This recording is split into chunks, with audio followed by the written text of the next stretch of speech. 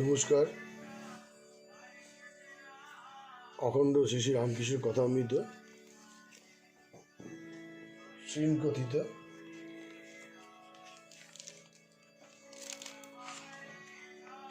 তব কথামৃতং তপ্ত জীবনং কবিবিভীতং কলমশাপহম শ্রবণমঙ্গলং শ্রীমদাদতং ভুবি গৃহান্তি যে ভুরিদা জনা। শ্রীরামকৃষ্ণ দক্ষিণেশ্বরে বাবুরাম মাস্টার নীলকণ্ঠ মনোমোহন প্রভৃতি ভক্ত সঙ্গে স্ত্রীলোক লইয়া সাধন শ্রী শ্রী রামকৃষ্ণের পুনঃপূর্ণ নিষেধ পুরুষ প্রকৃতি বিবেক যোগ রাধাকৃষ্ণ তারাকে আদ্যাশক্তি ঈশানকে উপদেশ ভক্তিযোগ কর্মযোগ জ্ঞানের লক্ষণ নিবৃত্তি মার্গ ঈশ্বর লাভের পর কর্মত্যাগ শ্রী রামকৃষ্ণের সব কামনা ত্যাগ কেবল ভক্তি কামনা শ্রীরামকৃষ্ণ কর্মকাণ্ডের কঠিন তাই ভক্তিযোগ শ্রীরামকৃষ্ণ দক্ষিণেশ্বরের কালী পূজা মহানিশায় ভক্ত সঙ্গে ভজনানন্দে কালী পুজো রাত্রে সমাধিস্থ সাঙ্গপাঙ্গ সম্বন্ধে দৈববাণী।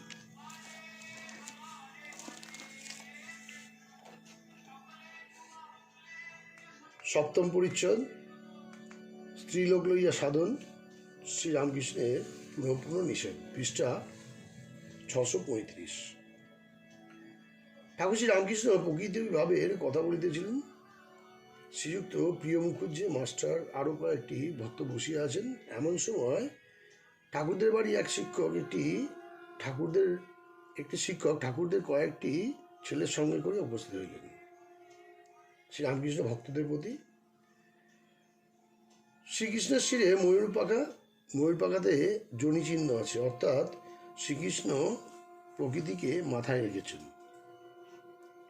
কৃষ্ণ রাসমণ্ডলে গেলেন, কিন্তু সেখানে নিজে প্রকৃতি হলেন।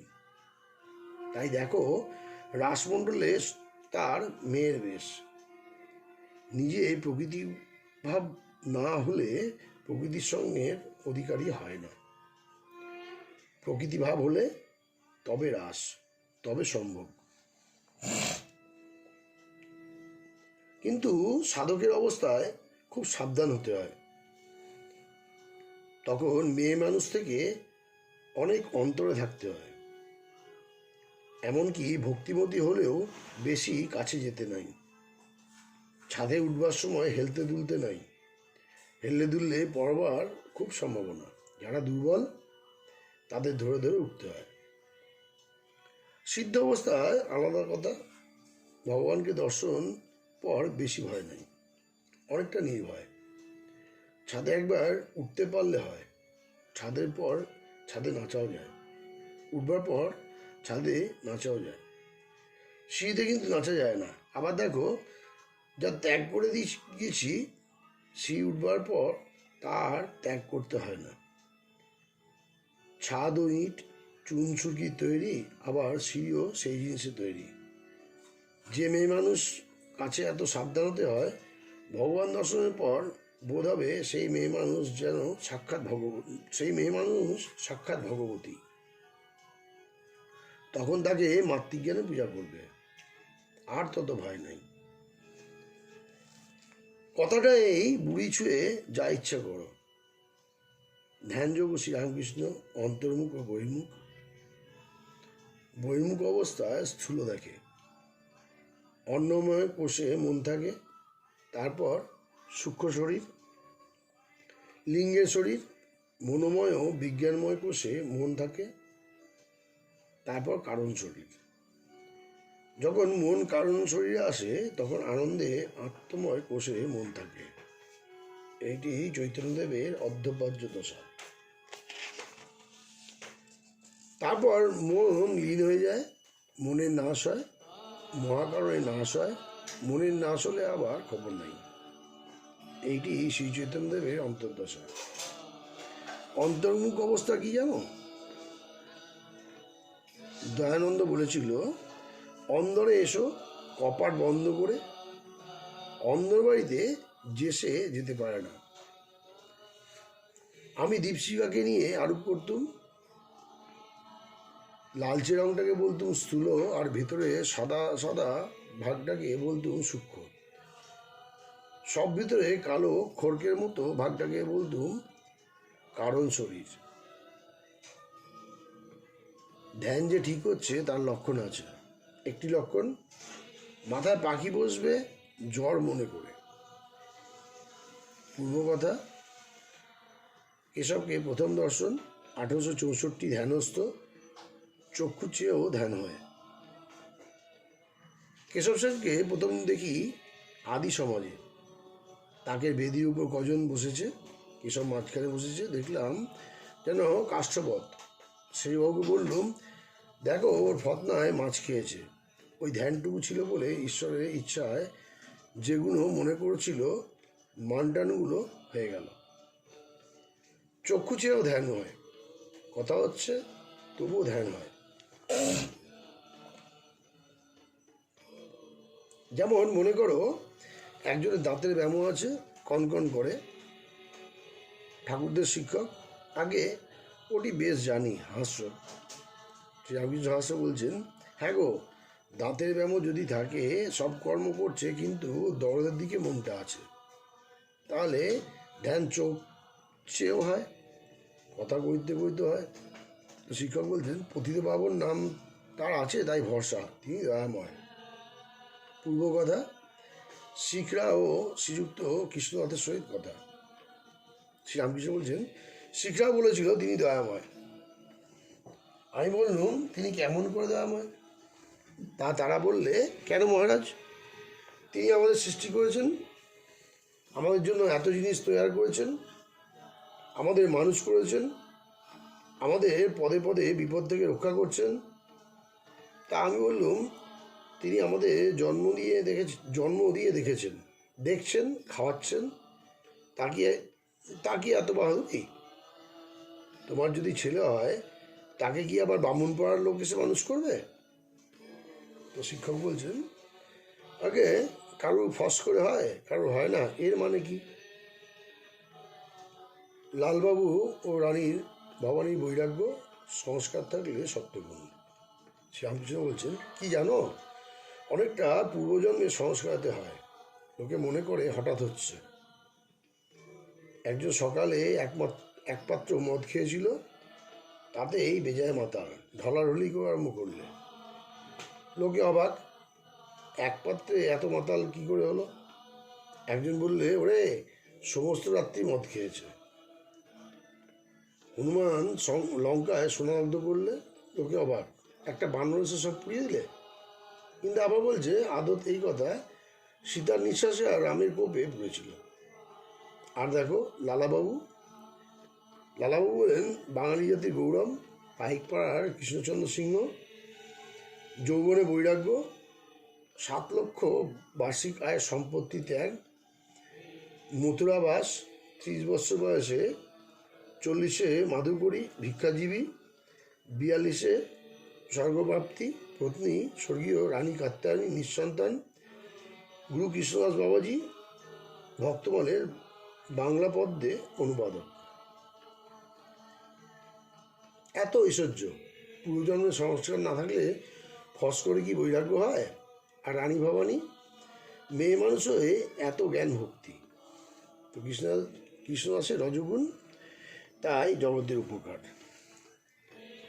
শেষ জন্মে সত্যগুণ থাকে, ভগবানের মন হয়, তার জন্য মন ব্যাকুল হয়, নানা বিষয়কর্ম থেকে মন সরে আসে। কৃষ্ণদাস পাল এসেছিল, দেখলাম রজগুণ, তবে হিন্দু, জুতো বাইরে রাখলে। একটু কথা করে দেখলুম ভিতরে কিছুই নাই। জিজ্ঞাসা করলুম, মানুষের কি কর্তব্য? তা বলে, জগতের উপকার করব। আমি বললাম, হ্যাঁ গা, তুমি কে? আর কি উপকার করবে? আর জগৎ কতটুকু গা যে তুমি উপকার করবে? নারায়ণ আসিয়াছেন, ঠাকুরের ভারী আনন্দ। নারায়ণকে ছোটো খাটটির উপর পাশে বসাইলেন, গায়ে হাত দিয়া আদর করিতে লাগিলেন, মিষ্টান্ন খাইতে দিলেন। আর সস্নে বললেন, জল খাবি? নারায়ণ মাস্টার স্কুলে পড়েন, ঠাকুরের কাছে আসেন বলিয়া বাড়িতে মার খান। ঠাকুর সস্নে একটু হাসি নারায়ণকে বলছেন, তুই একটা চামড়ার জামা কর, তাহলে মারলে লাগবে না। ঠাকুর হরিশকে বললেন, তামাক খাবো। স্ত্রীলোকে সাধন ঠাকুরের বারবার নিষেধ ঘোষ পাড়ানো। আবার নারায়ণকে সম্বোধন করে বলছেন, হরিপদ সেই পাতারও মা এসেছিল, আমি হরিপদকে খুব সাবধান করে দিয়েছি, ওদের ঘোষ পাড়ার মতো। আমি তাকে জিজ্ঞাসা করলুম, তোমার কেউ আশ্রয় আছে? তা বলে, হ্যাঁ, অমুক চক্রবর্তী। শ্রীরামকৃষ্ণ মাস্টারের প্রতি, আহা, নীলকণ্ঠ সেন এসেছিল, এমন ভাব, আর একদিন আসবে বলে গেছে, গান শোনাবে। আজ ওদিকে নাচ হচ্ছে, দেখো গো, যাও না। রামলালকে তেল নাই যে, ভাঁড়টা দেখে, কই তেল ভাঁড়ে তো নাই। অষ্টম পরিচ্ছদ, পুরুষ প্রকৃতি বিবেক যোগ, রাধাকৃষ্ণ তারা কে, আদ্যাশক্তি, পৃষ্ঠা 637। Vedanta Bagish, Dayananda Saraswati, colonel Olcott, Surendra Narayan. এইবার ঠাকুর শ্রীরামকৃষ্ণ পদচারণ করিতেছেন, কখনো ঘরের ভিতর,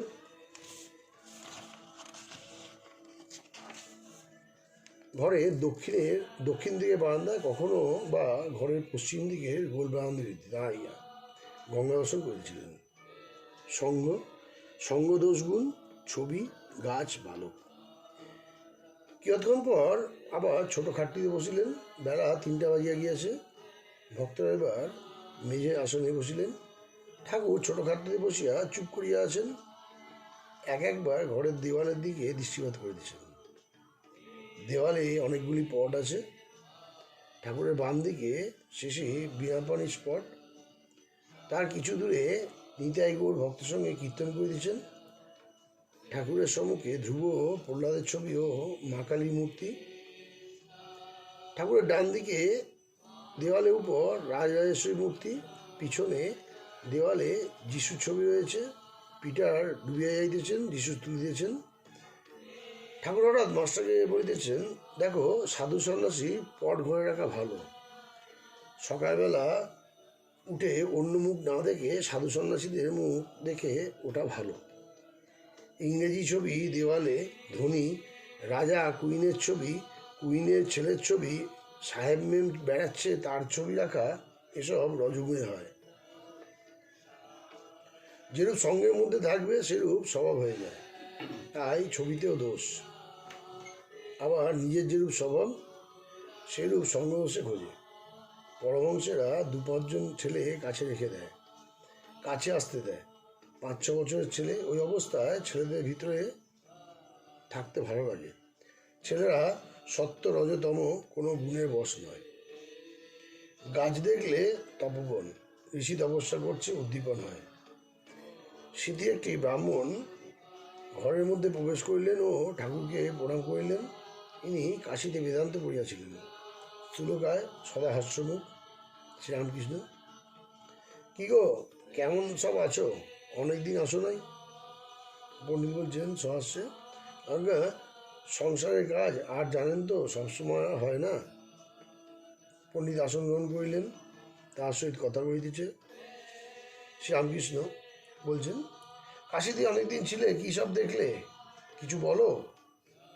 দয়ানন্দের কথা একটু বলো। দয়ানন্দ সরস্বতী 1824 থেকে 1883 তিরোধান। কাশী রামবাগের বিচারে 1869।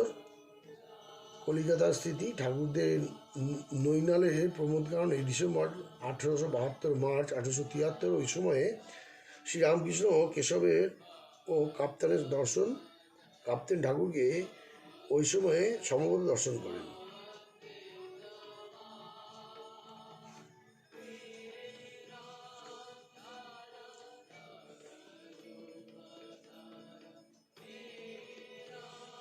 তো পণ্ডিত বলছেন, তো কাশীতে অনেকদিন ছিলে, কী দেব দেখলে, একটু বলো, দয়ানন্দের কথা একটু বলো। তো দয়ানন্দ পরিচয় হলো।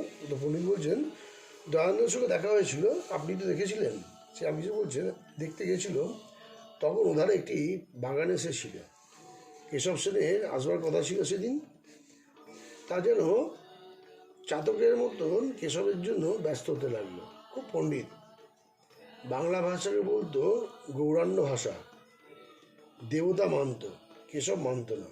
তা বলতো, ঈশ্বর এত কাছে এত জিনিস করেছেন আর দেবতা করতে পারেন না। নিরাকারবাদী ক্যাপ্টেন রাম রাম করছিল, তা বললে তার চেয়ে সন্দেশ সন্দেশ বলো। পণ্ডিত বলছেন, কাশিতে দয়ানন্দের সঙ্গে পণ্ডিতদের খুব বিচার হলো। শেষে সকলে একদিকে আর ও একদিকে। তারপর এমন করে তুললো যে পালাতে পারলে বাঁচে। সকলে একসঙ্গে উচ্চস্বরে বলতে লাগলো, দয়ানন্দেন যদুক্তং তদোদয়ম। শ্রীরামকৃষ্ণ থিওসফি, ওরা কি ঈশ্বরকে ব্যাকুল হয়ে খোঁজে? আবার কর্নেল অলকটকেও দেখেছিলাম, ওরা বলে সব মহাত্মা আছে, আর চন্দ্রলোক, সূর্যলোক, নক্ষত্রলোক এইসব আছে। সূক্ষ্ম শরীরে সেই সব জায়গায় যায় এইসব অনেক কথা। আচ্ছা মহাশয়, আপনার থিওসফি কীরকম বোধ হয়? শ্রীরামকৃষ্ণ বলছেন, ভক্তি একমাত্র সার, ঈশ্বরে ভক্তি। তারা কি ভক্তি খোঁজে? তাহলে ভালো। ভগবানের যদি উদ্দেশ্য হয় তাহলে ভালো। চন্দ্রলোক, সূর্যলোক, নক্ষত্রলোক, মাহাত্ম্য এই নিয়ে কেবল থাকলে ঈশ্বরকে খোঁজা হয় না। তার পাদপদ্মে ভক্তি হওয়ার জন্য সাধন করা চাই, ব্যাকুল হয়ে ডাকা চাই। নানা জিনিস থেকে মন কুড়িয়ে এনে তাতে লাগাতে হয়। এই বলিয়া ঠাকুর রামপ্রসাদের গান গাইলেন, মন করো কি তত্ত্ব তারে, যেন উন্মত্ত আধার ঘরে। সে যে ভাবের বিষয়, ভাব ব্যতীত অভাবে কি ধরতে পারে? সে ভাব লাগি পরম যোগী, যোগ করে যুগ যুগান্তরে। হলে ভাবের উদয়, লয় সে যেমন লোহাকে চুম্বকে ধরে। আর শাস্ত্র বলো, দর্শন বলো, বেদান্ত বলো, কিছুতেই তিনি নাই। তার জন্য প্রাণ ব্যাকুল না হলে কিছুই হবে না। স্বরদর্শনে না পায় দর্শন, আগম নিগম তন্ত্রস্বরে। সে যে ভক্তিরসের রসিক, সদানন্দে বিরাজ করে পুরে। খুব ব্যাকুল হতে হয়। একটি গান শোনো। রাধার দেখা কি পায় সকলে, অবতারেরও সাধন করেন। লোকশিক্ষার্থ সাধন হোক, তবে ঈশ্বর দর্শন। সাধনের খুব দরকার। ফস করে কি আর ঈশ্বর দর্শন হয়? একজন জিজ্ঞাসা করলে, কই ঈশ্বরকে দেখতে পাই না কেন? তা মনে উঠলো, বললুম, বড় মাছ ধরবে তার আয়োজন করো, চার করো, হাত সুতো, ছিপ জোগাড় করো। গন্ধ পেয়ে গম্ভীর জল থেকে মাছ আসবে। জন্মলে টেল পাবে বড় মাছ এসেছে। মাখন খেতে ইচ্ছা, তা দুধে আছে মাখন। দুধে আছে মাখন, কি হবে? করলে কি হবে? খাটতে হবে, তবে মাখন ওঠে। ঈশ্বর আছেন বললে কি ঈশ্বরকে দেখা যায়? সাধন চাই। ভগবতী নিজে পঞ্চমুণ্ডির ওপরে বসে কঠোর তপস্যা করেছিলেন লোকশিক্ষার জন্য। শ্রীকৃষ্ণ সাক্ষাৎ পূর্ণব্রহ্ম, তিনিও রাধাযন্ত্র কুড়িয়ে পেয়ে লোকশিক্ষার জন্য তপস্যা করেছিলেন। রাগী আদ্যাশক্তি বা প্রকৃতি, পুরুষ ও প্রকৃতি, ব্রহ্ম ও শক্তি হবেন। শ্রীকৃষ্ণ পুরুষ, রাধা প্রকৃতি, চিৎশক্তি, আদ্যাশক্তি। রাধা প্রকৃতি ত্রিগুণময়ী। এর ভিতরে সত্য, রজ, তম 3 গুণ। যেমন পেঁয়াজ ছাড়িয়ে যাও, প্রথমে লাল কালোর আমেজ, তারপর লাল, তারপর সাদা বেরোতে থাকে। বৈষ্ণব শাস্ত্রে আছে কামরাধা, প্রেমরাধা, নিত্যরাধা।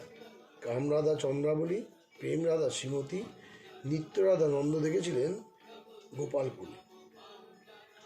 এই চিৎশক্তি আর বেদান্তের ব্রহ্মপুরুষ হবেন। যেমন জল আর তার হিমশক্তি। জলে হিমশক্তি ভাবলেই জলকে ভাবতে হয়, আবার জলকে ভাবলেই জলে হিমশক্তি ভাবনা এসে পড়ে। সাপ আর সাপের তীর্যগতি, তীর্যগতি ভাবলেই সাপকে ভাবতে হবে। ব্রহ্ম বলি কখন? যখন নিষ্ক্রিয় বা কার্যে নির্লিপ্ত। পুরুষ যখন কাপড় পরে তখনই সেই পুরুষে থাকে। ছেলে দিগম্বর হলে সাম্বর, আবার হবে দিগম্বর। সাপের ভিতরে বিষ আছে, সাপের কিছু হয় না, যাকে কামড়াবে তার পক্ষে বিষ। ব্রহ্ম নিজে নির্লিপ্ত। নামরূপ যেখানে সেখানেই প্রকৃতির ঐশ্বর্য। সীতা হনুমানকে বলেছিলেন, বৎসে আমি একরূপে রাম, একরূপে সীতা হয়ে আছি। একই রূপে ইন্দ্র, একই রূপে ইন্দ্রাণী, একই রূপে ব্রহ্মা, একই রূপে ব্রহ্মাণী, একই রূপে রুদ্র, একই রূপে রুদ্রাণী হয়ে আছি। নামরূপ আছে সব চিৎশক্তি ঐশ্বর্য সমস্তই, এমনকি ধ্যানদাতা পর্যন্ত। আমি ধ্যান করছি যতক্ষণ বোধ ততক্ষণ তারই এলাকায় আছি। মাস্টারের প্রতি এইগুলি ধারণা করো। বেদ পুরাণ শুনতে হয়, তিনি যা বলেছেন করতে হয়। পণ্ডিতের প্রতি বলছেন, মাঝে মাঝে সাধুসঙ্গ ভালো। রোগ মানুষের লেগেই আছে, সাধুসঙ্গে অনেক উপশম হয়। বেদান্ত বাগেশকে শিক্ষা, সাধুসঙ্গ করো। আমার কেউ নয় দাসভাব, আমিও আমার, এই নামটাই ঠিক জ্ঞান। হে ঈশ্বর, তুমি সব করছো, আর তুমি আমার আপনার লোক, আর তোমার এই সমস্ত ঘরবাড়ি, পরিবার, আত্মীয়, বন্ধু, সমস্ত জগৎ সব তোমার, আর আমি সব করছি, আমি কর্তা। আমার ঘর পরিবার, ছেলেপুলে, বন্ধু, বিষয় এসব অজ্ঞান। গুরু শিষ্যকে একথা বোঝাচ্ছিলেন, ঈশ্বর তোমার আপনার, আর কেউ আপনার নয়। শিষ্য বললে, আজ্ঞা মা, পরিবার এরা তো সব খুব যত্ন করেন, না দেখলে অন্ধকার দেখেন, কত ভালোবাসেন। গুরু বললেন, ও তোমার মনের ভুল, আমি তোমায় দেখিয়ে দিচ্ছি, কেউ তোমার নয়। ওই ঔষধ বটির কয়েকটি তোমার কাছে রেখে দাও, তুমি বাড়িতে গিয়ে খেয়ে শুয়ে থাকো। লোকে মনে করবে যে তোমার দেহত্যাগ হয়ে গেছে, কিন্তু তোমার সব বাহ্যজ্ঞান থাকবে, তুমি দেখবে, শুনবে, সব পাবে। আমি সেই সময় গিয়ে পড়ব। শিষ্যটি তাই করলে। বাটিতে গিয়ে বড়ি কটি খেয়ে অচেতন হয়ে পড়ে রইল। মা, পরিবার, বাড়ির সকলে কান্নাকাটি আরম্ভ করলে। এমন সময় গুরু কবিরাজের বেশে গিয়ে উপস্থিত হলেন। সমস্ত শুনে বললেন, আচ্ছা, এর ঔষধ আছে, আবার বেঁচে উঠবে? তবে একটি কথা আছে, এই ওষুধটি আগে একজন আপনার লোকের খেতে হবে, তারপর ওকে দেওয়া যাবে। যে আপনার লোক ওই বড়িটি খাবে, কিন্তু মৃত্যু হবে। তা এখানে ওর মা কি পরিবার এরা সব আছেন? একজন কেউ খাবেন, সন্দেশ নাই, তাহলেই ছেলেটি বেঁচে উঠবে। শিষ্য সমস্ত কথা শুনছে। কবিরাজ যাকে মাকে ডাকলেন। মা কাতর হয়ে ধুলায় গড়াগড়ি দিয়ে কাঁদছেন। কবিরাজ বললেন, মা, আর কাঁদতে হবে না, তুমি এই ঔষধটি খাও, তাহলে এই ছেলেটি বেঁচে উঠবে, তবে তোমার এতে মৃত্যু হবে। মা ওষুধটি হাতে ভাবতে লাগলেন। অনেক ভেবেচিন্তে কাঁদতে কাঁদতে বললেন, বাবা, আমার আর কটি ছেলে মেয়ে আছে, আমি গেলে কি হবে এও ভাবছি, কে তাদের দেখবে, খাওয়াবে, তাদের জন্য ভাবছি। পরিবারকে ডেকে তখন ঔষধ দেওয়া হলো। পরিবারও খুব কেঁদেছিলেন। ঔষধ হাতে নিয়ে তিনিও ভাবতে লাগলেন। শুনলেন যে ঔষধ খেলে মরতে হবে, তখন কেঁদে বলতে লাগলেন, ওগো, ওর যা আবার তা তো হয়ে গিয়েছে গো, আমার অপকণ্ডগুলি এখন কি হবে বলো, কে ওদের বাঁচাবে? আমি কেমন করে ওষুধ খাই? শিষ্য তখন ওষুধের নেশা চলে গেছে। সে বুঝলে যে কেউ কারো নয়, ধর্ম করে উঠে গুরুর সঙ্গে চলে গেল। গুরু বললেন, আপনার কেবল একজনই ঈশ্বর, তাই তার পাদপদ্মে যাতে ভক্তি হয়, যাতে তিনি আমার বলে ভালোবাসা হয়, তাই করাই ভালো। সংসার দেখছো না, দুদিনের জন্য, আর এতে কিছুই নাই। গৃহস্থ স্বর্গত্যাগ পারে না, জ্ঞান অন্তঃপুরে যায় না, ভক্তি যেতে পারে। পণ্ডিত সহস্র বলছেন, আগে এখানে এলে সেদিন পূর্ণ বৈরাগ্য হয়, ইচ্ছা করে সংসার করে ত্যাগ করে চলে যাই। শ্রীরামকৃষ্ণ বলছেন, না, ত্যাগ করতে হবে কেন? আপনারা মনে ত্যাগ করো, সংসারে অনাসক্ত হয়ে থাকো। সুরেন্দ্র এখানে মাঝে মাঝে এসে রাত্রে থাকবে বলে একটা বিছানা এনে রেখেছিল। দু একদিন এসেও ছিল। তারপর তার পরিবার হয়েছে। দিনের বেলা সেখানে ইচ্ছে যাও, দিনের বেলা যেখানে ইচ্ছা সেখানে যাও, রাত্রে বাড়ির থেকে তো বেরিয়ে যাওয়া হবে না। তখন সুরেন্দ্র আর কি করে, আর রাত্রে থাকার জো নেই।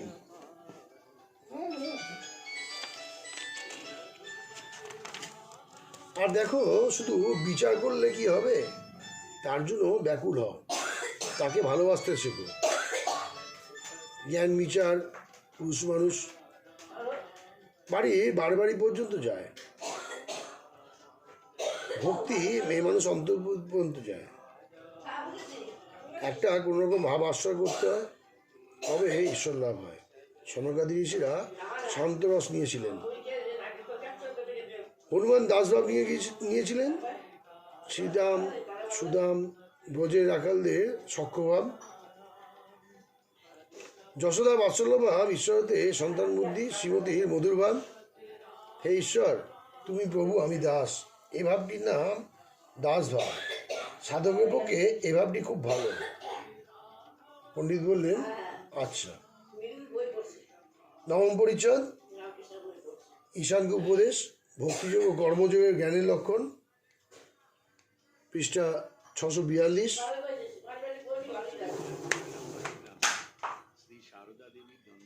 ঈশানকে উপদেশ, ভক্তিযোগ ও কর্মযোগ, জ্ঞানের লক্ষণ। স্মৃতির পণ্ডিত চলিয়া গিয়েছেন।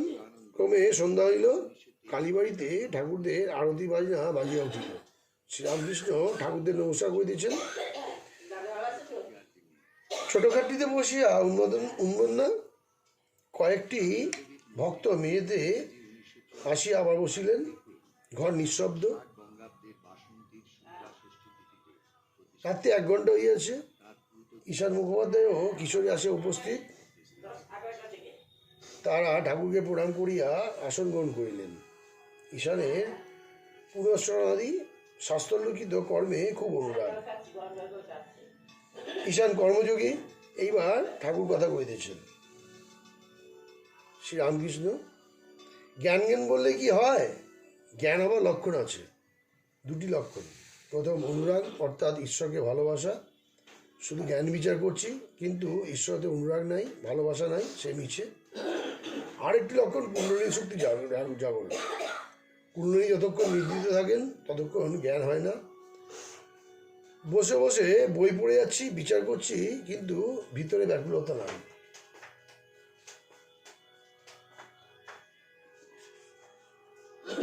সেটি জ্ঞানের লক্ষণ নয়। কুণ্ডলিনী শক্তির জাগরণ হলে ভাব, ভক্তি, প্রেম এইসব হয়। এরই নাম ভক্তিযোগ। কর্মযোগ বড় কঠিন। কর্মযোগে কতগুলি শক্তি হয় সিদ্ধাই। তো ঈশ্বর বলছেন, আমি হাজরা মহাশয়ের কাছে যাই। ঠাকুর চুপ করিয়া রইলেন। কিয়ৎক্ষণ পরে ঈশান আবার ঘরের ভিতরে প্রবেশ করিলেন, সঙ্গে হাজরা। ঠাকুর নিঃশব্দে বসিয়া আছেন। কিয়ৎক্ষণ পরে হাজরা ঈশানকে বলিলেন, চলুন, ইনি এখন ধ্যান করবেন। ঈশান ও হাজরা চলিয়া গেলেন। ঠাকুর নিঃশব্দে বসিয়া আছেন। ক্রমেই সত্যই ধ্যান করিতেছেন, করে জপ করিতেছেন। সেই হাত একবার মাথার উপরে রাখিলেন, তারপর কপালে, তারপর কণ্ঠে, তারপর হৃদয়ে, তারপর নাভিদেশে। শ্রীরামকৃষ্ণ কি ষটচক্রে আদ্যশক্তি ধ্যান করিতেছেন? শিব সংহিতাদি শাস্ত্রে যে যুগের কথা আছে, এ কি তাই? 10ম পরিচ্ছদ, পৃষ্ঠা 643। নিবৃত্তি মার্গ, ঈশ্বর লাভের পর কর্মত্যাগ। ঈশানকে শিক্ষা, প্রতিষ্ঠিত জাগ্রত, কর্মযোগ বড় কঠিন। ঈশান হাজার সহিত কালীঘরে গিয়েছেন। ঠাকুর ধ্যান করছিলেন। রাত্রি প্রায় 7টা। ইতিমধ্যে অধরা আসিয়া পড়িয়াছেন। কিয়ৎক্ষণ পরে ঠাকুর মা কালী দর্শন করতে গিয়েছেন। দর্শন করিয়া পাদপদ্ম হইতে নির্মল্য লইয়া মস্তকে ধারণ করিলেন, মাকে প্রণাম ও প্রদক্ষিণ করিলেন এবং চামর লইয়া মাকে ব্যজন করিলেন। ঠাকুর ভাবে মাতোয়ারা। বাইরে আসিবার সময় দেখিলেন ঈশান কোষাকুষি লইয়া সন্ধ্যা করিতেছেন। শ্রীরামকৃষ্ণ ঈশানের প্রতি, কি আপনি সে এসেছ, আহ্নিক করছ, একটা গান শুনছ। ভাবে উন্মত্ত হইয়া ঈশানের কাছে বসিয়া মধুকণ্ঠে গাইতেছেন, গয়া গঙ্গা প্রভাসাদি কাশী কাঞ্চি কেবা চায়, কালী কালী কালী বলে আমার অজপা যদি ফুরায়। ত্রিসন্ধ্যা যে বলে কালী, পূজা সন্ধ্যা সে কি চায়, সন্ধ্যা তার সন্ধানে ফেরে প্রভু সন্ধি নাই পায়।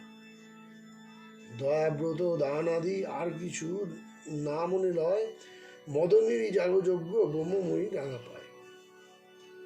সন্ধ্যাদি কতদিন? যতদিন না তার পাদপদ্মে ভক্তি হয়। তার নাম করতে করতে চোখে জল যতদিন না পড়ে। আমার শরীর রোমাঞ্চ যতদিন না হচ্ছে, আর শরীর রোমাঞ্চ যতদিন না হচ্ছে।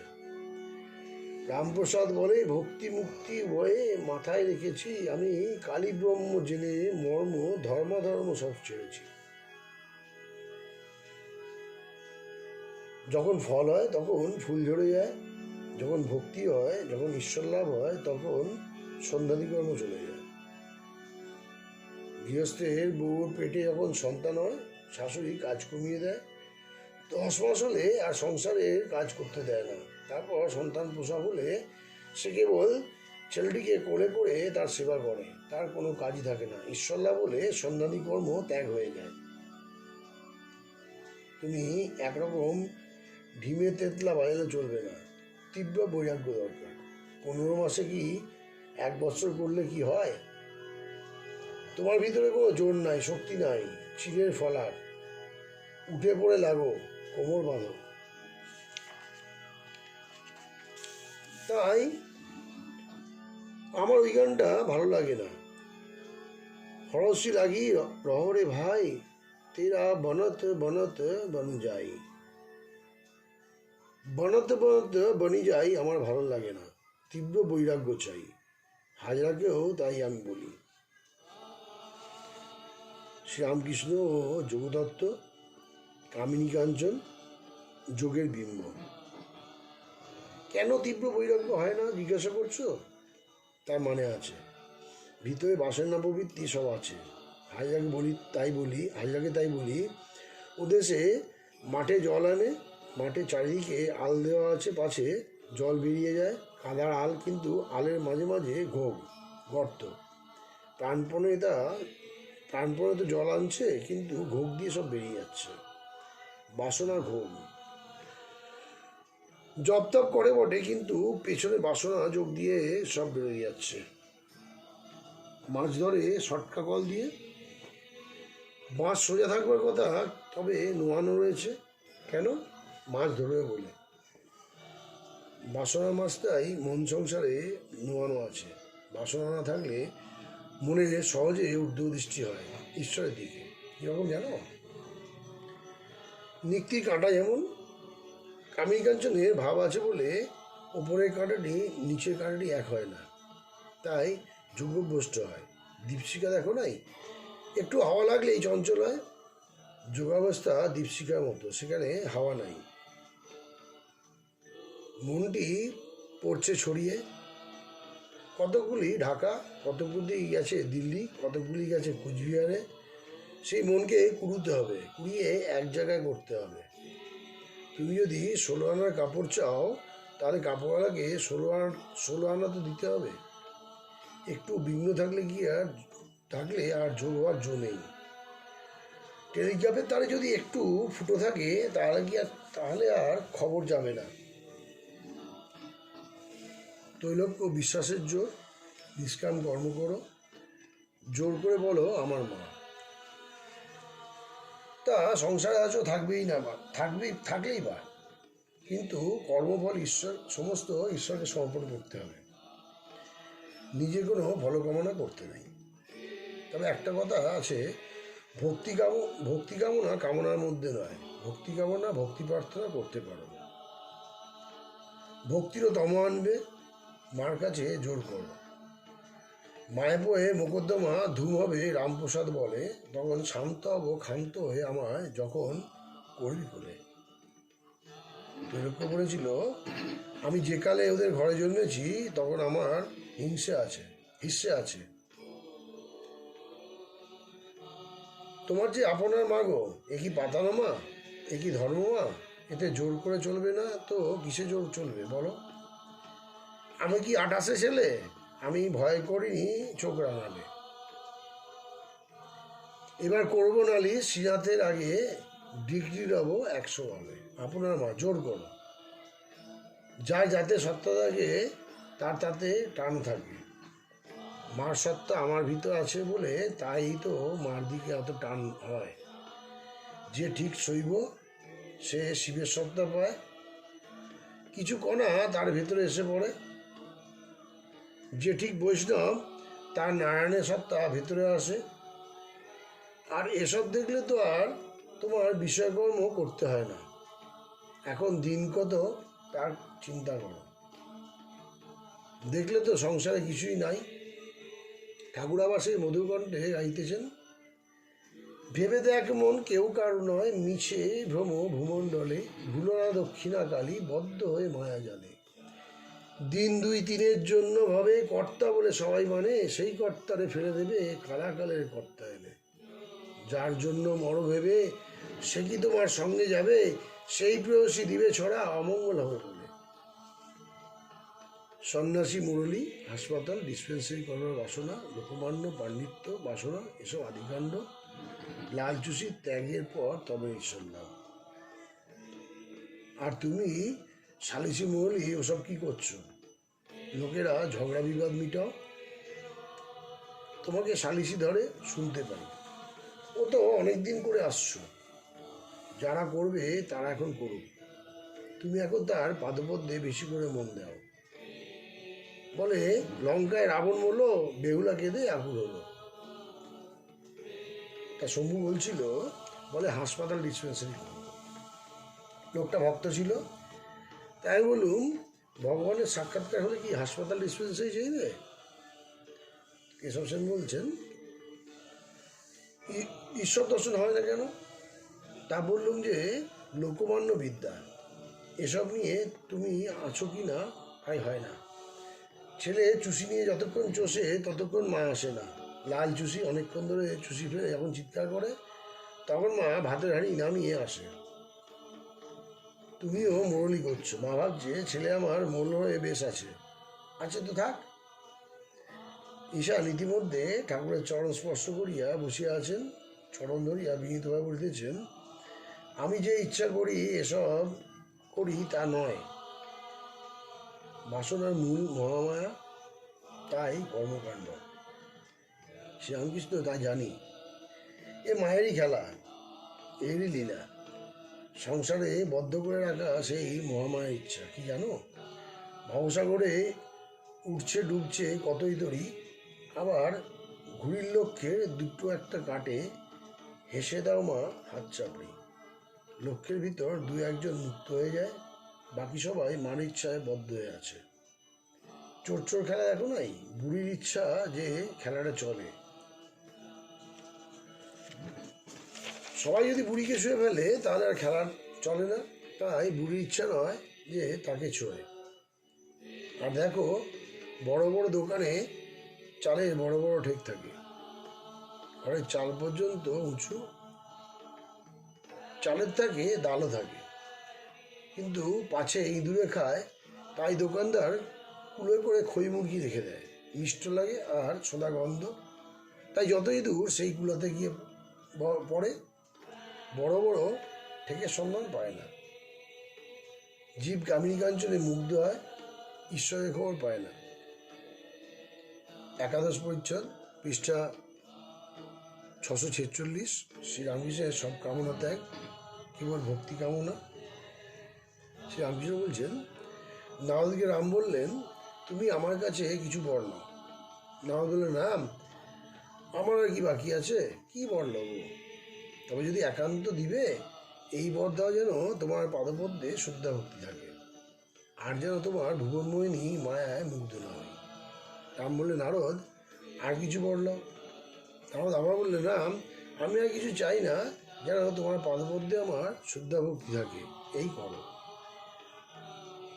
আমি মার কাছে প্রার্থনা করেছিলাম, বলেছিলাম, মা, আমি লোকমান্য চাই না, অষ্টসিদ্ধি চাই না মা, ও মা, শতসিদ্ধি চাই না মা, দেহসুখ চাই না মা, কেবল এই করো যেন তোমার পাদপদ্মে শুদ্ধা ভক্তি হয় মা।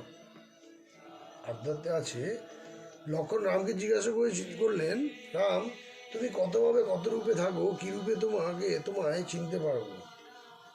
রাম বললেন, ভাই, একটা কথা জেনে রাখো, যেখানে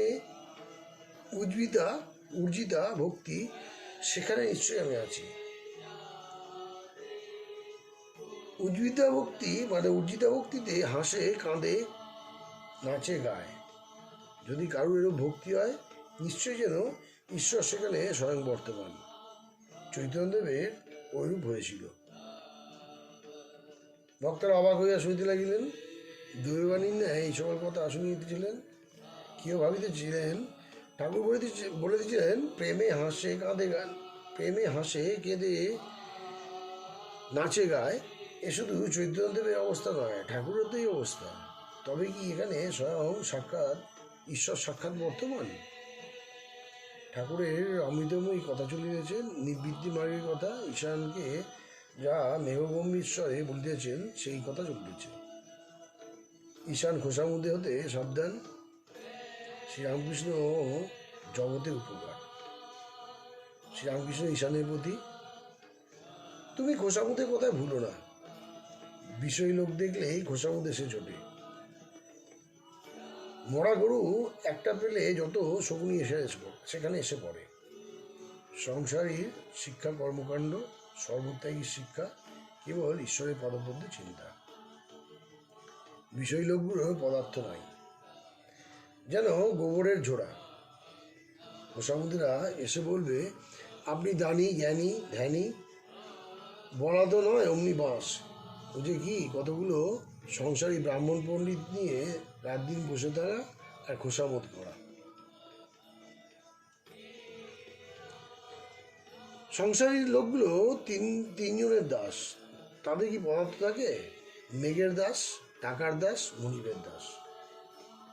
একজনের নাম করবো না। 800 টাকা মাইনে, কিন্তু মেঘের দাস। উঠতে বললে ওঠে, বসতে বললে বসে। আর সালিসি, মুরলি, এসব কাজ কি? দয়া পরোপকার, এসব তো অনেক হলো। ওসব যারা করবে তাদের থাক আলাদা। তোমার ঈশ্বরের পাদপদ্মে মন দিবার সময় হয়েছে। তাকে পেলে সব পাওয়া যায়। আগে তিনি, তারপর দয়া, পরোপকার, জগতের উপকার, জীব উদ্ধার। তোমার ওসব ভাবনার কাজ কি?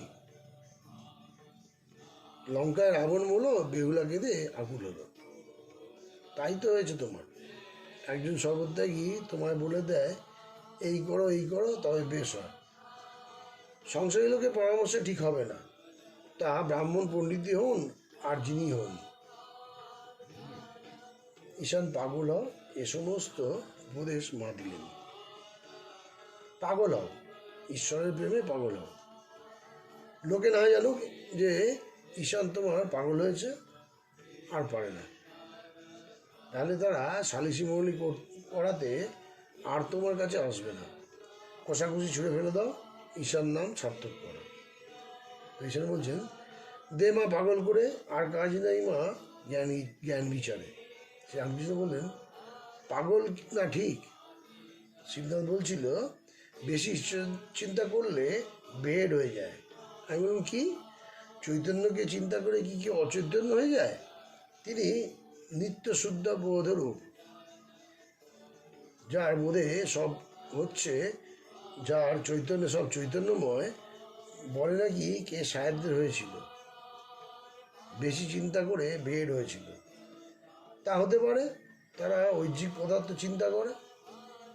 ভবেতে তরল তনু হরল জ্ঞান, এতে যে জ্ঞানের কথা আছে, সে জ্ঞান মানে বাহ্য জ্ঞান। ঠাকুর শ্রী রামকৃষ্ণের চরণ স্পর্শ করে ঈশান বসিয়া আছেন ও সমস্ত কথা শুনিতেছেন। তিনি একবার মন্দির মধ্যবর্তী পাষাণময়ী মা কালী প্রতিমার দিকে চাইতেছিলেন। দিব্যকে মার মুখ হাসিতেছে, যেন দেবী আবির্ভূত হইয়া ঠাকুর শ্রী রামকৃষ্ণের মুখ নিশ্চিত বেদমন্ত্রতুল্য বাক্যগুলি শুনিয়া আনন্দ করিতেছেন। ঈশান শ্রী রামকৃষ্ণের প্রতি যেসব কথা আপনি শ্রীমুখে বলেন, ওসব কথা ওইখান থেকে এসেছে। শ্রীরামকৃষ্ণ বলছেন, আমি যন্ত্র, উনি যন্ত্রী, আমি ঘর, উনি ঘরণী, আমি রথ, উনি রথই, উনি যেমন চালান তেমনি চলি, যেমন বলান তেমনি বলি। কলিযুগে অন্য প্রকার দৈবানী হয় না। তবে আছে বালক কি পাগল, এদের মুখ দিয়ে তিনি কথা কয়ালেন। মানুষ গুরু হতে পারে না, ঈশ্বরের ইচ্ছাতেই সব হচ্ছে। মহাপাতক অনেক দিনের পাতক, অনেক দিনের অজ্ঞান, তার কৃপা হলে এক্ষণে পালিয়ে যায়। 1000 বছরের অন্ধকার ঘরের ভিতর যদি হঠাৎ আলো আসে, তাহলে সেই 1000 বছরের আলো কি একটু একটু করে যায়, না এক্ষণে যায়? অবশ্য আলো দেখলেই সমস্ত অন্ধকার পালিয়ে যায়। মানুষ কি করবে? মানুষ অনেক কথা বলে দিতে পারে, কিন্তু শেষে সব ঈশ্বরের হাত। উকিল বলে, আমি যা বলবার সব বলেছি, এখন হাকিমের হাত। ব্রহ্ম নিষ্ক্রিয়। তিনি যখন সৃষ্টি, স্থিতি, প্রলয় এই সকল কাজ করেন, তখন তাকে আদ্যাশক্তি বলে। সেই আদ্যাশক্তিকে প্রসন্ন করতে হয়। চণ্ডীতে আছে জানো না, দেবতার আগে আদ্যাশক্তি স্তব করলেন। তিনি প্রসন্ন হলে তবে হরির যোগনিদ্রা ভাঙবে। ঈশান বলছেন, আজ্ঞা, মধুকৈটভ বধের সময় ব্রহ্মাদি দেবতারা স্তব করেছেন। ত্বং সাহা ত্বং হি বসটকার স্মরন্তিকা সুধা তমক্ষরে দিত্যে ত্রিধাম মাত্রান্তিকা স্থিতা অর্ধমাত্রা স্থিতা নিত্যাং জানুচার্যা বিশেষত তমেব তাং সাবিত্রী তং দেবজননী পরা তাইব ধার্যতে সর্বং তত্ত্বয়ত্তৎ সৃজ্যতে জগৎ তত্ত্বয়ত্তৎ পল্লতে দেবী তত্ত্বমস্যান্তে চ সর্বদা বিসৃষ্টৌ সৃষ্টিরূপা ত্বং স্মৃতিরূপা চ পালনে তথা সংহৃতিরূপান্তে জগতঃস্য জগন্ময়ী। তো শ্রীরামকৃষ্ণ বলেন, হ্যাঁ, ওইটি ধারণা। তুমি হোম শ্রাদ্ধ যজ্ঞে প্রযোজ্য স্বাহা সদাও বসটকাটা রূপে মন্ত্র স্বরূপা এবং দেবভক্ষ সুধাও তুমি। হে নিত্যে, তুমি অক্ষর সমুদায়ে হ্রস্ব, দীর্ঘ ও প্লুত এই 3 প্রকার মাত্রাস্বরূপ হইয়া অবস্থান করিতেছ, এবং যা বিশেষরূপে অনুচার্য ও অর্ধমাত্রারূপে অবস্থিত, তাহাও তুমি। তুমি সেই বেদ সারাভূতা সাবিত্রী। হে দেবী, তুমি আদি জননী। তোমা কর্তৃকই সমস্ত জগৎ ধৃত এবং তোমা কর্তৃকই জগৎ সৃষ্ট হইয়াছে। তোমা কর্তৃকই এই জগৎ পালিত হইতেছে এবং তুমি অন্তে ইহা ভক্ষণ বা ধ্বংস করিয়া থাকো। হে জগদ্রূপে তুমি এই জগতে নানা প্রকার নির্মাণ কার্যে, সৃষ্টিরূপা ও পালন কার্যে স্থিতিরূপা এবং অন্তে ইহা সংহার কার্যে তদ্রূপ সংহাররূপা। 12 পরিচ্ছদ শ্রীরামকৃষ্ণ কর্মকাণ্ড কঠিন, তাই ভক্তিযোগ। পৃষ্ঠা 648। কালী মন্দিরের সম্মুখে ভক্তরা শ্রীরামকৃষ্ণকে ঘেরিয়া চতুর্দিকে বসিয়া আছেন। এতক্ষণে অবাক হইয়া শিবকে বাণী শুনিতেছিলেন। এইবার ঠাকুর ব্যাপ্তদান করিলেন। মন্দিরের সম্মুখে চাতালে আসিয়া ভূমিষ্ঠ হইয়া মাকে প্রণাম করিলেন। ভক্তরা সকলে তার কাছে 70-80 তাহার পাদমূলে ভূমিষ্ঠ হইয়া পড়িলেন। সকলে চরণধুলি ভিখারি। সকলে চরণবন্দনা করিলে পর ঠাকুর চাতাল হইতে নামিতেছেন ও মাস্টারের সঙ্গে কথা কহিতে কহিতে নিজের ঘরের দিকে আসিতেছেন। শ্রীরামকৃষ্ণ গীত গাইতে গাইতে মাস্টারের প্রতি। প্রসাদ বলে ভক্তি মুক্তি উভয়ে মাথায় রেখেছি। আমি কালী ব্রহ্ম জেনে মর্ম ধর্মাধর্ম সব ছেড়েছি। ধর্মাধর্ম কি জানো? এখানে ধর্ম মানে বৈদিক ধর্ম, যেমন দান করতে হবে, শ্রাদ্ধ, কাঙালি ভোজন, এইসব। এই ধর্মকে বলে ধর্মকাণ্ড। এ পথ বড় কঠিন। নিষ্কাম কর্ম করা বড় কঠিন, তাই ভক্তিপথ আশ্রয় করতে বলেছে। একজন বাড়িতে শ্রাদ্ধ করছিল, অনেক লোকজন খাচ্ছিল। একটা কসাই গরু নিয়ে যাচ্ছে কাটবে বলে, গরু বাঘ মানছিল না। কসাই হাঁপিয়ে পড়েছিল। তখন সে ভাবলে শ্রাদ্ধ বাড়ি গিয়ে খাই, খেয়ে গায়ে জোর করি, তারপর গরুটাকে নিয়ে যাব। শেষে তাই করলে। কিন্তু যখন সে গরু কাটলে তখন সে শ্রাদ্ধ করেছিল, তারও হত্যার পাপ হলো। তাই বলছি, কর্মকাণ্ডের চেয়ে ভক্তিপথ ভালো। ঠাকুর ঘরে প্রবেশ করিতেছেন, সঙ্গে মাস্টার। ঠাকুর গুনগুন করিয়া গাইতেছেন। নিবৃত্তি মার্গের বিষয় যা বললেন তারই ফুট উঠছে। ঠাকুর গুনগুন করে বলছেন, অবশেষে রাখো গো মা হাড়ের মারা সিদ্ধি ঘোটা। ঠাকুর ছোট খাটটিতে বসিলেন। অধর, কিশোর ও অন্যান্য ভক্তরা আসিয়া বসিলেন। শ্রীরামকৃষ্ণ ভক্তদের প্রতি ঈশানকে দেখলুম, ওই আর কিছু হয় নাই, বলো কি?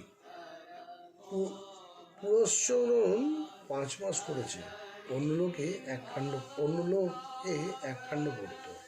অধর বলছেন, আমাদের সম্মুখে ওকে অত কথা বলা ভালো হয় নাই। শ্রীরামকৃষ্ণ বলছেন, সে কি? ও জাপক লোক, ওরও দেখি। কিয়ৎক্ষণ কথার পর ঠাকুর অধরকে বলছেন, ঈশান খুব দানি, আর দেখো জপ তপ খুব করে। ঠাকুর কিছুকাল চুপ করিয়া আছেন। ভক্তেরা মেঝেতে বসিয়া একদৃষ্টে চাহিয়া আছেন। হঠাৎ ঠাকুর অধরকে উদ্দেশ্য করিয়া বলিতেছেন, আপনাদের যোগ ভোগ 2 আছে। ত্রয়োদশ পরিচ্ছদ। শ্রীরামকৃষ্ণ দক্ষিণেশ্বরের কালী পূজায় মহানিশায় ভক্ত সঙ্গে। মাস্টার বাবুরাম, গোপাল, হরিপদ, নিরঞ্জনের আত্মীয় রামলাল হাজরা। পৃষ্ঠা 650। আজ কালী পূজা, 18ই অক্টোবর 1884 খ্রিস্টাব্দ, শনিবার, 3রা কার্তিক, অমাবস্যা। রাত 10টা-11টার সময় কালী পূজা আরম্ভ হইবে। একজন ভক্ত এই গভীর অমাবস্যার নিশাতে ঠাকুর শ্রী রামকৃষ্ণকে দর্শন করিবেন, তাই তড়া করিয়া আসিতেছেন। মাস্টার রাত্রি আন্দাজ 8টার সময় একাকী আসিয়া পৌঁছিলেন। বাগানে আসিয়া দেখিলেন কালী মন্দিরে মহোৎসব আরম্ভ হয়েছে। উদ্যান মধ্যে মাঝে মাঝে দেব মন্দির আলোকে সুশোভিত হইয়াছে। মাঝে মাঝে রোশন চক্কি বাজিতেছে। কর্মচারীরা দ্রুতপদে মন্দিরে এই স্থান হইতে ও স্থানে যাতায়াত করিতেছেন। আজ রাসমণির কালীবাড়িতে ঘটা হইবে। দক্ষিণেশ্বরের গ্রামবাসীরা শুনিয়াছেন। আবার শেষ রাত্রে যাত্রা হইবে। গ্রাম হইতে আবাল বৃদ্ধ বনিতা বহু সংখ্যক লোক ঠাকুর দর্শন করিতে সর্বদা আসিতেছেন। বৈকালে চণ্ডীগান হইল। রাজনারায়ণ চণ্ডীগান। ঠাকুর ভক্ত সঙ্গে প্রেমানন্দে গান শুনিয়াছেন।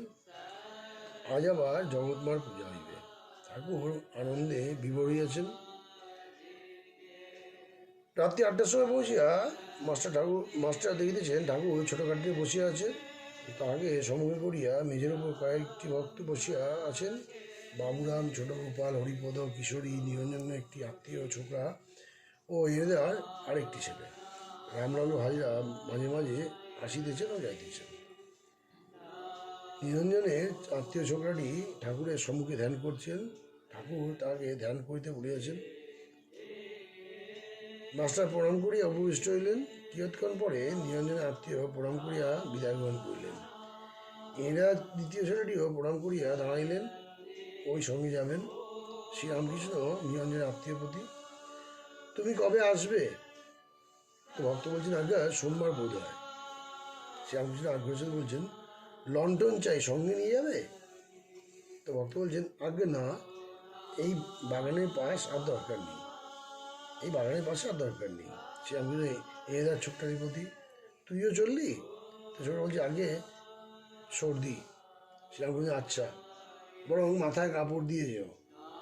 ছেলে দুটি আবার প্রণাম করিয়া চলিয়া গেলেন।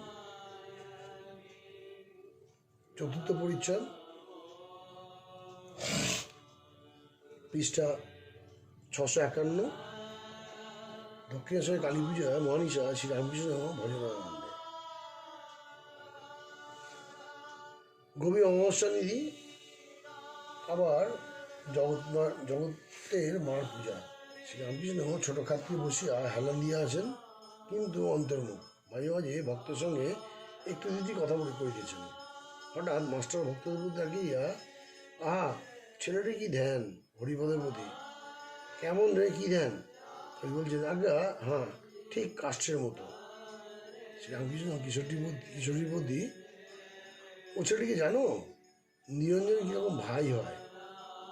আবার সকলেই নিস্তব্ধ। হরিপদ ঠাকুরের পদসভা করিতেছেন। ঠাকুর বৈকালে চণ্ডীর গান শুনিতেছিলেন। গানের খুঁটুটি দিতেছে, আস্তে আস্তে গাইতেছেন। কে জানে কালী কেমন সরদর্শনে না পায় দর্শন, মূলাধারে সহস্রাধারে সদাযোগী করে মন। কালী পদ্মবনে হংস শনে হংসী রূপে করে রমন, আত্মারামের আত্মকালী প্রমাণ প্রণবের মতন। তিনি ঘটে ঘটে বিরাজ করেন ইচ্ছাময়ী ইচ্ছা যেমন। মায়ের উদরে ব্রহ্মাণ্ড ভাণ্ড প্রকাণ্ডতা জানো কেমন, মহাকাল জেনেছেন কালীর মর্ম, অন্য কে বা জানে তেমন। প্রসাদ ভাসে লোকে হাসে সন্তরণে ছিন্ন তরণ, আমার মন বুঝেছে প্রাণ বুঝে না, ধরবে শশী হয়ে বামন। ঠাকুর উঠিয়া বসিলেন। আজ মায়ের পূজা, মায়ের নাম করিবেন। আবার উৎসাহের সহিত গাইতেছেন, এসব খ্যাপা মায়ের খেলা, যার মাথায় ত্রিভুবন বিভোলা, মাগির আপ্তভাবে গুপ্ত লীলা, সে যে আপনি খ্যাপা কর্তা খ্যাপা, খ্যাপা দুটো চালা। কি রূপ কি গুণ কি ভঙ্গি কি ভাব, কিছুই যায় না বলা। যার নাম জপিয়ে কপাল পেরে কণ্ঠে বিষের জ্বালা, সগুণে নির্গুণে বাঁধিয়ে বিবাদ, ঢেলা দিয়ে ভাঙছে ডেলা। মাগি সকল বিষয়ে সমান রাজি, নারাজ কেবল কাজের বেলা। প্রসাদ বলে থাকো বসে ভার্গ বেড়ে, ভাসিয়ে ভেলা। যখন আসবে জোয়ার উঠিয়ে যাবে, ভাটায় যাবে ভাটায় বেলা। ঠাকুর গান কইতে কইতে মাতাল হইয়াছেন। বললেন, এসব মাতালভাবে গান বলিয়া গাইতেছেন, এবার কালী তোমায় খাবো, তাই তোমাকে সুধাই কালী। সদানন্দময়ী কালী, সদানন্দময়ী কালী, মহাকালে মন মোহিনী, তুমি আপনি নাচো আপনি গাও, আপনি দাও মা করতালি। আদিভূতা সনাতনী, শূন্যরূপা শশী ভালি, ব্রহ্মাণ্ড ছিল না যখন মুন্ডমালা কোথা পেলি। সবে মাত্র তুমি যন্ত্রী, আমরা তোমার তন্ত্রে চলি, যেমন রাখো তেমনি থাকি মা, যেমন বলাও তেমনি বলি। অশান্ত কমলাকান্ত দিয়ে বলে গালাগালি, এবার সর্বনারী নাচি ধরে ওসি, ধর্মাধর্ম দুটো খেলি। জয় কালী বলে যদি আমার প্রাণ যায়, শিবত্ব হইব প্রাপ্ত, কাজ কি বারাণসীর তাই। অনন্তরূপিণী কালী, কালীর অন্ত কেবা পায়, কিঞ্চিত মাহাত্মা জেনে শিব পড়েছেন রাঙা পায়। গান সমাপ্ত হইল। এমন সময় রাজনারায়ণের ছেলে দুটি আসিয়া প্রণাম করিল। নাটবন্দি বৈকালে রাজনারায়ণ চণ্ডীর গান গাইছিলেন। ছেলে দুটিও সঙ্গে সঙ্গে গাইয়াছিল। ঠাকুর ছেলে দুটির সঙ্গে আবার গাইতেছেন, এসব খ্যাপা মায়ের খেলা। ছোট ছেলেটি ঠাকুরকে বলিতেছেন, ওই গানটি একবার যদি পরম দয়াল হে প্রভু। ঠাকুর বললেন, গৌরনীতাই তোমরা দু ভাই, এই বলিয়া গানটি গাইতেছেন। গৌরনীতাই তোমরা দু ভাই, পরম দয়ালু হে প্রভু। গান সমাপ্ত হইল। রামলাল ঘরে আসিয়াছেন। ঠাকুর বলিতেছেন, একটু গা, আজ পূজা। রামলাল গাইতেছেন, সমর আলো করে কার কামিনী, সজল জলদ জিনিয়া কায়, দশনে প্রকাশে দামিনী। এলায় চাঁচর চিকুর পাশ, সুরাসুর মাঝে না করে ত্রাস, অট্ট হাসে দানব নাশে, রণ প্রকাশে রঙ্গিনী। কিবা শোভা করে শ্রমজ বিন্দু, ঘনতনু ঘেরি কুমুদ বন্ধু, অমিয় সিন্ধু হেরিয়ে ইন্দু, মলিনে কোন মোহিনী। একই অসম্ভব ভব পরাভব, পদদলে সব সদৃশ নীরব, কমলাকান্ত কর অনুভব, কে বটেও বজগামী। কে রণে নাচিছে বামা নিরোধ করণে। ঠাকুর প্রেমানন্দে নাচিতেছেন, নাচিতে নাচিতে গান ধরিলেন, মজলে আমার মন ভ্রমরা শ্যামাপদ নীল কমলে। গান ও নৃত্য সমাপ্ত হইল। ভক্তেরা আবার সকলে মেঝেতে বসিয়াছেন। ঠাকুরও ছোট খাটটিতে বসিলেন। মাস্টারকে বলে দিচ্ছেন, তুমি এলে না, চণ্ডীর কেমন গান হলো। পঞ্চদশ পরিচ্ছদ, পৃষ্ঠা 653, কালী পুজোর রাত্রে সমাধিস্থ সাঙ্গভঙ্গ সম্বন্ধে দৈববাণী। ভক্তেরা কেউ কেউ কালী মন্দিরে ঠাকুর দর্শন করিতে গমন করিলেন। কেউ দর্শন করিয়া একাকী গঙ্গা তীরে বাধাঘাটের উপর বসিয়া নির্জন নিঃশব্দে নাম জপ করিতেছেন। রাত্রি প্রায় 11টা, মহানিশা। জোয়ার সবে আসিয়াছে। ভাগীরথী উত্তর বাহিনী তীরস্থ দ্বীপলোকের একবার কালো জল দেখা যাইতেছে। রামলাল পূজাপদ্ধতি এবং পুঁথি হস্তে মায়ের মন্দিরে একবার বসিলেন। পুঁথিখানি মন্দির মধ্যে রাখিয়া দিবেন। মণিতাকে সতীষ্ণায়নে দর্শন করিতেছেন দেখিয়া রামলাল বললেন, ভিতরে আসবেন কি? মণি অনুভূত হইয়া ভিতরে প্রবেশ করিলেন। দেখলেন মা বেশ সাজিয়াছেন। ঘর আলোকাকীর্ণ। মার সম্মুখে 2 সেজ, উপরে ঝাড় ঝুলিতেছে। মন্দিরতল নৈবেদ্য পরিপূর্ণ। মার পাদপদ্মে জবাবিল্ল তথাপি পুষ্পমালায় বেশকারী মাকে সাজিয়েছেন। উনি দেখলেন সম্মুখে চামর ঝুলিতেছে। হঠাৎ মনে পড়িল ঠাকুর শ্রী রামকৃষ্ণ এই চামর লইয়া ঠাকুরকে কত ব্যজন করেন। তখন তিনি সংকুচিতভাবে রামলালকে বলিতেছেন, এই চামরটি একবার নিতে পারি? রামলাল অনুমতি প্রদান করিলেন। তিনি মাকে ব্যজন করিতে লাগিলেন। তখনও পূজা আরম্ভ হয় নাই। যে সকল ভক্তরা বাহিরে গিয়াছিলেন তারা আবার ঠাকুর শ্রীরামকৃষ্ণের ঘরে আসিয়া মিলিত হইলেন। শ্রীযুক্ত বেণীপাল নিমন্ত্রণ করিয়াছেন। আগামীকাল সেটি ব্রাহ্মসমাজে যাইতে হইবে। ঠাকুরের নিমন্ত্রণপত্রে কিন্তু তারিখ ভুল হইয়াছে। শ্রীরামকৃষ্ণ মাস্টারের প্রতি, বেণীপাল নিমন্ত্রণ করেছেন, তবে এরকম লিখলে কেন বলো দেখি? মাঝে মাঝে আগে লেখাটি ঠিক হয় নাই, তবে অত ভেবেচিন্তে লেখেন নাই। ঘরের মধ্যে ঠাকুর দাঁড়াইয়া, বাবুরাম কাছে দাঁড়াইয়া ঠাকুর বেণীপালের চিঠি কথা কইতেছেন। বাবুরামকে স্পর্শ করিয়া দাঁড়াইয়া আছেন। হঠাৎ সমাধিস্থ। ভক্তরা সকলে তাহাকে এড়িয়া দাঁড়িয়ে আছেন। এই সমাধিস্থ মহাপুরুষকে অবাক হইয়া দেখিতেছেন। ঠাকুর সমাধিস্থ, বাম পা বাড়াইয়া দাঁড়াইয়া আছেন। গ্রীবাদেশ ঈষিত অকুঞ্চিত। বাবুরামের গ্রীবার পশ্চাৎদেশে কানের কাছে হাতটি রইয়াছে। কিয়ৎক্ষণ পরে সমাধিভঙ্গ হইল। তখন দাঁড়াইয়া এইবার গালে হাত দিয়া যেন কত চিন্তিত হইয়া দাঁড়াইলেন। ঈষৎ আশ্রয় করিয়া এইবার ভক্তদের সম্বোধন করিয়া বলিতেছেন, শ্রীরামকৃষ্ণ, সব দেখলুম কার কত দূর এগিয়েছে। রাখাল, ইনি মুনি, সুরেন্দ্র, বাবুরাম, অনেককে দেখলুম। তাহারা বলছেন, এখানকার? শ্রীরামকৃষ্ণ বলছেন, হ্যাঁ। তাহারা বলছেন, বেশি কি বন্ধন? শ্রীরামকৃষ্ণ বলছেন, না। তাহারা বলছেন, নরেন্দ্রকে দেখলেন? শ্রীরামকৃষ্ণ বলছেন, দেখি নাই, কিন্তু এখনো বলতে পারি একটু জড়িয়ে পড়েছে, কিন্তু সব বাইর হয়ে যাবে দেখলুম। মনের দিকে তাকাইয়া সব দেখলুম ঘুপটি মেরে রয়েছে। ভক্তের অবাক, দৈববাণী ন্যায় অদ্ভুত সংবাদ শুনিতেছেন। শ্রীরামকৃষ্ণ বলছেন, কিন্তু একে বাবুরামকে ছুঁয়ে ওরূপ হলো। তাহলে বলছেন, ফার্স্ট কে? শ্রীরামকৃষ্ণ করিয়া রইলেন। কিয়ৎক্ষণ পরে বলিতেছেন, নিত্যগোপালের মতো গোটাগত হয়।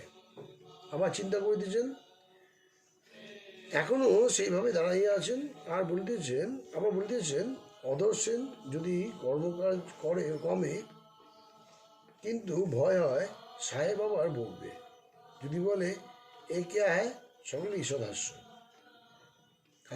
ঠাকুর আবার নিয়াসনে গিয়া বসিলেন, ভক্তেরা মেঝেতে বসিলেন। বাবুরাম ও কিশোরী তাড়াতাড়ি করিয়া ছোট খাটটিতে গিয়া ঠাকুরের পাদমূলে বসিয়া একে একে পদসেবা করিতেছে। শ্রীরামকৃষ্ণ কিশোরীর দিকে তাকাইয়া, আজ যে খুব সেবা। রামলাল আসিয়া ভূমিষ্ঠ হইয়া প্রণাম করিলেন ও অতিশয় ভক্তিভাবে পদধূলি গ্রহণ করিলেন। মায়ের পূজা করিতে যাইতেছেন। রামলাল ঠাকুরের প্রতি বলছেন, তবে আমি আসি। শ্রীরামকৃষ্ণ বলছেন, ওং কালী কালী, ওং কালী, ওং কালী, সাবধানে পূজা করো। আবার ম্যা বলি দিতে হবে। মহানিশা পূজা আরম্ভ হইয়াছে। ঠাকুর শ্রীরামকৃষ্ণ পূজা দেখিতে আসিয়াছেন। মার কাছে গিয়া দর্শন করে দিচ্ছেন। এইবার বলি হইবে। লোক কাতার দিয়ে দাঁড়িয়েছে। বদ্ধ পশু উৎসর্গ হইল। পশুকে বলিদানের জন্য লইয়া এবার উদ্যোগ হইতেছে।